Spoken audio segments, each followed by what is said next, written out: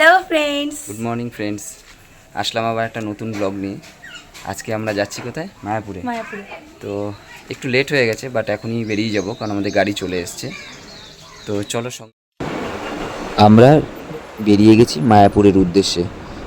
আমরা 10:30 থেকে 11টার মধ্যে বেরিয়ে পড়েছি, কিন্তু আমাদের অনেকটাই লেট হয়ে গেছে, তাই আর বিলম্ব না করে আমরা বেরিয়ে গেছি। যেতে যেতে আপনাদের কাছে আমরা কিছু বিশেষ বক্তব্য রাখবো মায়াপুরের সম্বন্ধে। চলুন তাহলে শুরু করা যাক। অতি গরমের মধ্যে আমরা গাড়িতে এসিটা চালিয়ে নিয়েছি, সবাই মিলে খুব মস্তি করে যাচ্ছি। তো চলুন বিশদ বিবরণে আলোচনা করা যাক। মায়াপুর পূর্বে যা শ্রী মন্মহাপ্রভুর দ্বারা দণ্ডিত এবং শরণাপন্নিত চান্দকাজির কবরস্থলীর কারণে মিয়াপুর নামে পরিচিত ছিল, যা পশ্চিমবঙ্গের নদিয়া জনপদে অবস্থিত একটি ইস্কন দ্বারা নবনির্মিত নগরী, যা ইস্কনের প্রমুখ কার্যালয় ও পশ্চিমবঙ্গের একটি নবীন অন্যতম পর্যটন কেন্দ্র। মায়াপুর ভাগীরথী নদীর পূর্ব পাশে অবস্থিত। নবীন মায়াপুরের কাছেই জলঙ্গি নদী ভাগীরথী নদীতে মিশেছে। বিশ্বের ধর্মীয় ভবন হিসাবে তৈরি হচ্ছে পশ্চিমবঙ্গের বৈদিক প্ল্যানেটোরিয়াম এই মন্দিরটি। বৈদিক প্ল্যানেটোরিয়াম মন্দিরটি পশ্চিমবঙ্গের নদিয়া জেলার মায়াপুরে অবস্থিত। মন্দিরটি পুরোপুরি তৈরি হলেও আজ তাজমহল এবং ভ্যাটিকান সিটি পলের ক্যাথিড্রালের থেকেও বড় হবে। কোভিড মহামারীর কারণে এই মন্দিরটি নির্মাণে 2 বছর বিলম্ব হয়। মন্দিরটি 2024 সালে খোলা হবে। এটি কম্বোডিয়ার 400 একর বড় অঙ্কের ওয়াট মন্দির কমপ্লেক্সকেও হার মানাবে। বৈদিক প্ল্যানেটোরিয়াম মন্দির হল ইস্কনের প্রতিষ্ঠাতা শিল প্রভুপাদের দৃষ্টি এবং মার্কিন যুক্তরাষ্ট্র ক্যাপিটল ভবনের নকশা দ্বারা অনুপ্রাণিত। শিল প্রভুপাদ 1976 সালের জুলাই মাসে মন্দিরের বাইরে শৈলী বিষয়ে নিজের পছন্দের কথা জানিয়েছিলেন। সেই মন্দির অনুযায়ী গড়ে তোলা হচ্ছে ইস্কনের এই মন্দির। এই বিশাল মন্দির তৈরি উদ্যোগ নেওয়া ব্যক্তিদের মধ্যে অন্যতম হল আলফ্রেড ফোর্ড। বিখ্যাত ব্যবসায়ী হেনরি ফোর্ডের প্রপোপ্য এবং ফোর্ড মোটর কোম্পানির ভবিষ্যতের মালিক তিনি। ইস্কনে যোগদানের পর 1975 সালে তিনি নিজের নাম পরিবর্তন করে অমরিশ দাস করেন। তিনি ইস্কনের এই মন্দিরে তৈরির জন্য $30 মিলিয়ন দান করেন। মন্দিরের নির্মাতা কাজ 2010 সালে শুরু হয়েছিল এবং এর জন্য $100 মিলিয়ন খরচা হয় বলে মনে করা হচ্ছে। মন্দিরের প্রতি তলায় 10,000 ভক্তের বসবাস করতে পারেন একেবারে। বৈদিক প্ল্যানেটোরিয়ামে একটি বিশাল ঘূর্ণায়মান মডেল রয়েছে ভগবত পুরাণে গ্রহের বিষয়ে যা বর্ণিত ছিল তা আজ প্রদর্শিত হবে এখানে। কথায় কথার মধ্যে আমরা পৌঁছে গেছি মায়াপুর নগরীতে, আর আপনারা দেখতেই পাচ্ছেন প্রচুর পরিমাণে বৃষ্টি। আমরা ঢুকে গেছি এখন মন্দিরের দিকে। তো এখানে আপনাকে বলবো, আমরা যেখানের দিকে আমরা ঢুকেছি সেটা একটি ভোজনালয়, অর্থাৎ এখানে প্রসাদ বিতরণ করা হয়। আমরা কিছুটা গিয়ে, কারণ আপনারাও অনেকে যারা প্রথমে যাচ্ছেন তারা অবশ্যই মাথায় রাখবেন আপনাদের প্রথমে কিন্তু কুপন সংগ্রহ করতে হবে, কিন্তু কুপন সংগ্রহ না করলে কিন্তু আপনি মহাপ্রসাদ আপনি কিন্তু গ্রহণ করতে পারবেন না। আমরা 1 নম্বর গেট দিয়ে এই মুহূর্তে ঢুকে গেছি। এখানে দেখতেই পাচ্ছেন লেখা আছে উপরে সুলভ প্রসাদন কুপন অ্যাভেলেবেল হিয়ার। তো এখানে কিন্তু একটি জায়গায় প্রসাদ বিতরণ হয় না, আপনি অনেকগুলো জায়গায় প্রসাদ বিতরণ করা হয়, কিন্তু সেটা কিন্তু আপনাকে মাথায় রাখতে হবে। সেইভাবে আপনাকে কিন্তু মহাভোগটা আপনাকে কিনতে হবে। আমরা এখান থেকে টিকিট কেটে নিয়েছি, আর এখানে দেখতে পাচ্ছেন এই যে টিকিট, আর আপনাকে এখান থেকে টিকিট কাটতে হবে, ঠিক আছে। প্রতি মূল্য 40 টাকা হচ্ছে টিকিট প্রতি। তো আমরা টিকিটে আমরা প্রসাদ গ্রহণ করবার আগে আমাদের নির্দিষ্ট জুতোগুলোকে আমরা নিজেদের জায়গায় রেখে, এবং আমরা সুব্যবস্থা রয়েছে এখানে জুতো রাখবার, আমরা সেখানে রেখে আমরা ভোজনালয়ের দিকে ভিতরের দিকে প্রবেশ হয়েছে। ভিতরে আপনারা দেখতেই পাচ্ছেন বিশাল পরিমাণে জায়গা রয়েছে, হাজার হাজার ভক্তরা এখানে তারা প্রসাদ গ্রহণ করবেন। আর অপূর্ব দৃশ্য আপনারা আপনাদের চোখের সামনে দেখতে পাচ্ছেন। এই মন্দিরটি আপনারা এই মুহূর্তে যে মন্দিরটি দেখতে পাচ্ছেন সেটি হচ্ছে শ্রী শ্রী চন্দ্রোদয় মন্দির। কলকাতা থেকে 130 কিলোমিটার দূরে মায়াপুরে চন্দ্রোদয় মন্দির অবস্থিত। এটি জলঙ্গি নদীর তীরে অবস্থিত ইস্কন দ্বারা নবনির্মিত নগরী। নদিয়া জেলার অবস্থিত শ্রীধাম নবদ্বীপ শ্রী চৈতন্য মহাপ্রভুর জন্মস্থান হিসাবে খ্যাত, তাহার পাশে স্থিত মায়াপুরের প্রধান পর্যটন কেন্দ্র এই মন্দির। আন্তর্জাতিক কৃষ্ণ ভাবানম্বিত সংঘ ইস্কন সফর শক্ত হল এই মায়াপুরের চন্দ্রোদয় মন্দির। এই মন্দিরটিকে বৈদিক তারামণ্ডল মন্দির বা টেম্পল অফ বৈদিক প্ল্যানেটোরিয়াম নামেও পরিচিত। শ্রী শ্রী রাধা মাধব মন্দিরের অষ্টসখী পরিবৃত রাধা মাধবের মূর্তি রয়েছে এখানে। মাধব কৃষ্ণ বাঁশি বাজানোর ভঙ্গিতে দাঁড়িয়ে আছে এবং তার বাম পাশে রাধা দাঁড়িয়ে আছে। এই মন্দিরের মাঝখানে দয়াময় নৃসিংহ দেবের মূর্তি রয়েছে। মন্দিরে 1986 খ্রিস্টাব্দে ডাকাতদের আক্রমণের পর নৃসিংহ দেবীর মূর্তি এখানে স্থাপন করা হয়েছিল। শ্রীল প্রভুপাদের পুষ্প সমাধি মন্দির, শ্রীল প্রভুপাদের একটি বড় আকারের পিতলের মূর্তি পূজা করা হয়েছে। সমাধি মন্দিরে বিস্তৃত বাগান রয়েছে। সমাধির ভিতর একটি বড় ডায়োরামা প্রদর্শিল শ্রী প্রভুপাদের জীবন এবং ইস্কনে প্রতিষ্ঠিতর জন্য তার সংগ্রামকে চিত্রিত করে। মন্দিরের বাইরের দেওয়ালগুলি শ্রীমদ্ ভাগবতের বিভিন্ন বর্ণনা টেরাকোটা শিল্পের মাধ্যমে সজ্জিত রয়েছে। ভজন কুটির হল খড়ের কুঁড়োঘর, যেখানে প্রথম প্রধান ভবন লোটাস বিল্ডিং নির্মিত হওয়ার সময় শ্রীল প্রভুপাদ 1972 থেকে 1976 সাল পর্যন্ত ছিলেন। শ্রীল প্রভুপাদের নির্দেশ অনুসারে এখানে একটি 24 ঘন্টা কীর্তন অনুষ্ঠিত হয়। কুঠির নিম কাঠের দ্বারা নির্মিত নিতাই গৌর সুন্দর মূর্তি রয়েছে। বৈদিক তারামণ্ডল রাধাকৃষ্ণের মূর্তি রয়েছে। আমরা অনেকক্ষণ হয়ে গেছে, আমরা এই বিস্তারিত আলোচনার মাধ্যমে আমার ছেলের জন্য একটা জামা পছন্দ করে নিয়েছি এবং এখানে আপনারা দেখতেই পাচ্ছেন যে বিভিন্ন ছোট ছোট স্টল আছে খাবারের জন্য। এখানে আপনারা দেখতে পাচ্ছেন একটি জায়গা রয়েছে, সেই জায়গাটি আপনার হচ্ছে বিভিন্ন ধরনের শো দেখবার জন্য। আপনারা দেখতেই পাচ্ছেন এই শোগুলি আপনার 9:30 থেকে 10টা, 10:30 থেকে 11টা, আধা ঘন্টা অন্তর অন্তর, যেটাকে বলছেন ডিজিটাল থিয়েটার বা ফুল ডোম ডিজিটাল থিয়েটার্স।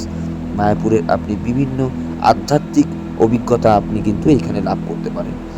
বিভিন্ন সুন্দরভাবে সুসজ্জিত, প্রাকৃতিক বৈশিষ্ট্যপূর্ণ এবং খুব শান্ত পরিবেশে নিজের মনকে শান্ত করতে আপনি কিন্তু অবশ্যই আসতে পারেন আপনি মায়াপুরের এই ইস্কন মন্দিরে।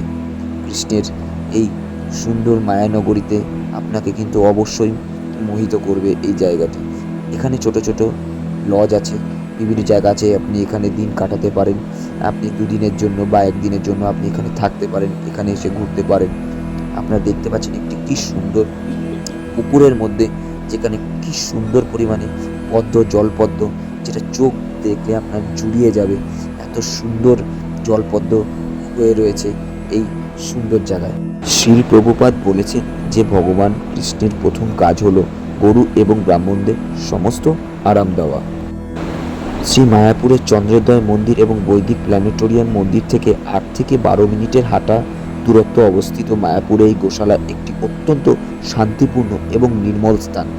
যে কেউ সেবা ও উপাসনা করার এক চমৎকার অভিজ্ঞতা লাভ করতে আসে।